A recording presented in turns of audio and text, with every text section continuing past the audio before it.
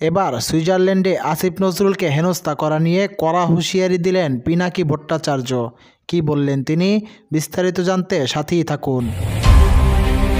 বেশ কিছুদিন আগে আসিফ নজরুলকে হেনস্থা করা নিয়ে একটি ভিডিও সামাজিক যোগাযোগ মাধ্যমে ভাইরাল হয়েছে।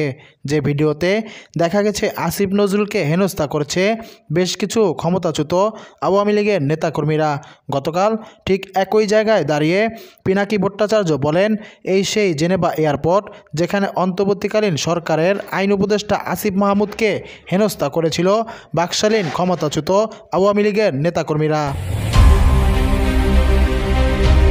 এইখান থেকেই হেঁটে আসিফ নজরুল সামনের দরজা দিয়ে এয়ারপোর্টে ঢুকতে যাচ্ছিল, আর বাকশালী গুন্ডারা তার পথ অবরোধ করে তাকে হেনস্থা করার চেষ্টা করে। তিনি আরও বলেন, আপনারা সবাই জানেন ব্যক্তিগতভাবে আমি খুব একটা আসিফ নজরুলকে পছন্দ করি না, কিন্তু আসিফ নজরুলকে হেনস্থা করা, একটা বিপ্লবের সরকারকে হেনস্থা করা, আমরা এটা কোনোভাবেই মেনে নেব না। একজন ব্যক্তি আসিফ নজরুলকে হেনস্থা করা না, এইটা বিপ্লবের সরকারকে হেনস্থা করা। আমরা এটা কোনোভাবেই মেনে নেব না।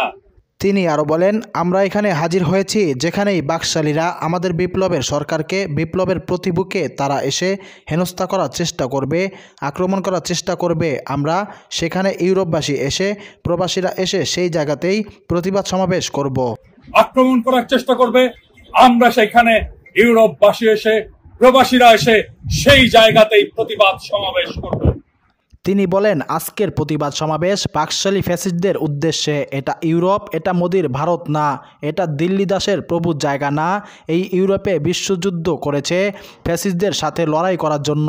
এই ইউরোপে ফ্যাসিস্টদের কোনো জায়গা নেই। যেখানে ফ্যাসিস্ট বাকশালী আসবে সেখানেই প্রতিবাদ হবে। এইখানে আমরা প্রতিরোধ শুরু করলাম।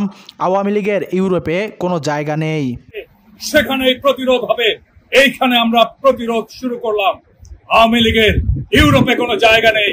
আপনারা দেখছেন watch the story YouTube channel. পরবর্তী আপডেট পেতে চ্যানেলটিকে সাবস্ক্রাইব করে নোটিফিকেশনটি অন করে রাখুন। ধন্যবাদ সবাইকে এতক্ষণ সঙ্গে থাকার জন্য।